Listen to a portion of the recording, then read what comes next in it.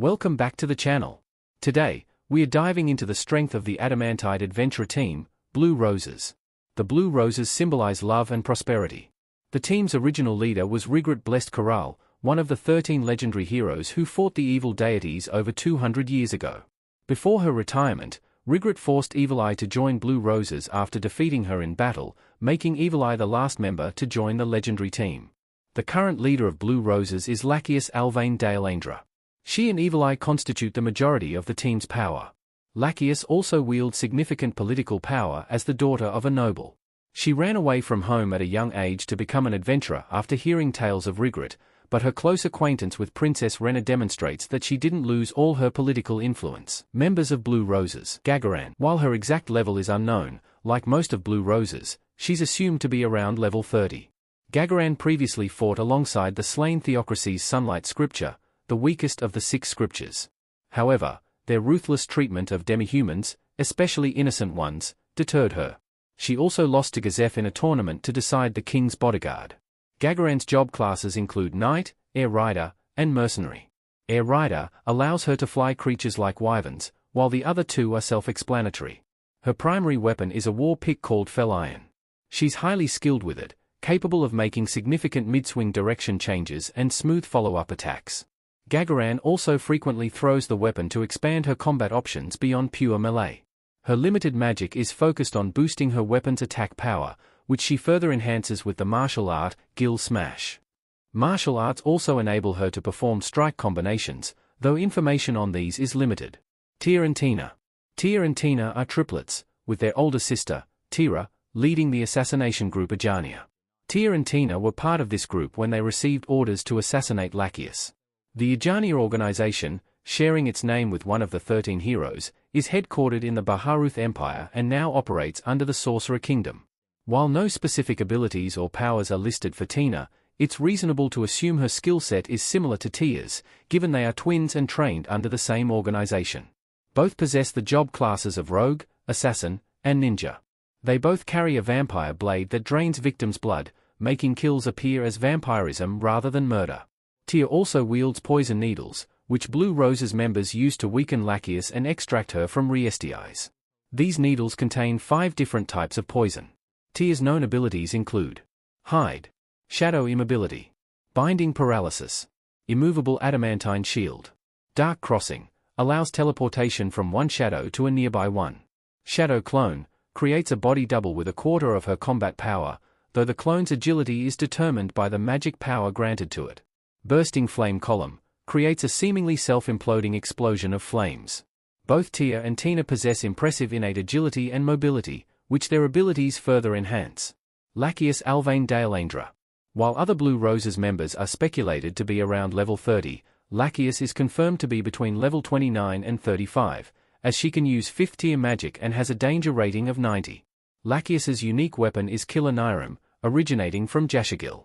It's one of 4 swords of darkness once wielded by the Black Knight of the 13 heroes and is considered one of the strongest. Killer Niram can release waves of dark energy at enemies and extend its length. This ability, called Dark Blade Mega Impact, sounds like a Pokemon move. In the past, the weapon and Lachius's skill were formidable enough to injure and scar the leader of the Sunlight Scripture, with Lachius emerging victorious. While it's believed the blade is forged from endless negative energy, claims of it being cursed, corrupting the wielder's mind, and requiring a woman of faith to suppress its demonic power are Lachius's self-convinced delusions. Ains believes the claim that it could destroy an entire city is an exaggeration.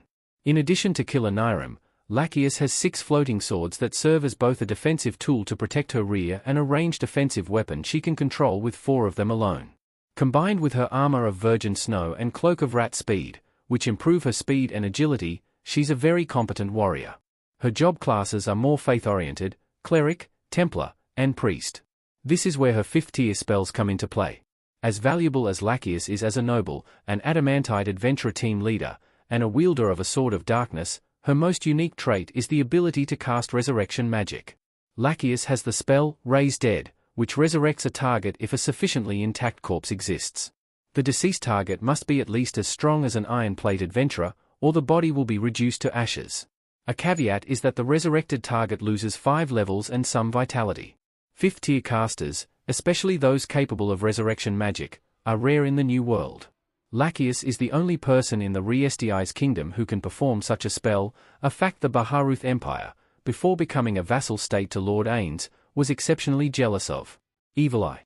Despite Lachius's strength as a human, she cannot compete with the final member of Blue Roses, Evil Eye. Centuries before joining Blue Roses, Evil Eye was known as Kenophasrus in Vern, Rainbow Eye, and most significantly, the Vampire Lord Landfall. This is the same landfall responsible for wiping out a nation and was also a member of the 13 Heroes. Like much of the history surrounding non-human heroes, her past was rewritten, stating she died at the hands of the 13 Heroes, which clearly didn't happen. Evil Eye became a vampire at the age of 12 and hasn't aged a day since, despite being 250 years old. This occurred when she accidentally cast a spell written by the Elder Coffin Dragon Lord to turn oneself into a vampire. As one of the original 13 legendary heroes, it's unsurprising that Evil Eye's level is significantly higher than her fellow Blue Roses members, making her the strongest magic user in the Re-Estiai's kingdom. Due to her vampiric nature, she's significantly stronger than an average human, and her level is generally agreed to be either 50 or 51. This places her around the level of the Pleiades, with Shizu at level 46 and Nabe at level 63. During Jaldabath's assault on Re-Estiai's, she fought Yuri Alpha and Intoma, both level 51, which explains her ability to stand against them effectively. The disparity between Evil Eye and the rest of Blue Roses is further highlighted by the fact that only Evil Eye possesses a racial class, True Vampire. Her job classes are Vampire Princess, Sorcerer, and Elementalist, with her specialty being Earth. As a sorcerer, she has a wide range of spells, including Fly, Invisibility, Magic Arrow, Charm Person, Teleportation, Reverse Gravity, Acid Splash. Resist weakening conditions. She also has 3 crystal-based attacks and a crystal wall. The attacks differ in length and projectile count. Crystal Lance is a single long object, while Shard Buckshot involves many small crystals in a scatter pattern, similar to a shotgun's projectile spread and most effective in close quarters. Crystal Dagger appears mid-air and deals unresistible physical damage. 3 of Evil Eye's spells are self-created. Sandfield All and Sandfield 1.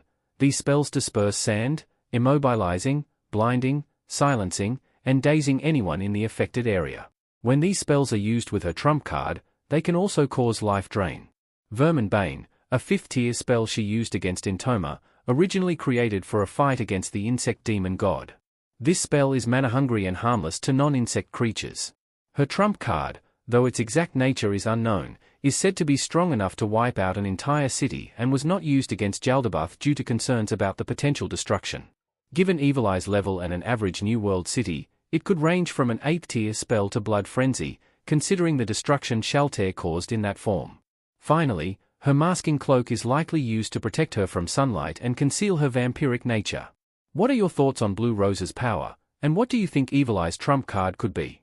Let me know in the comments below.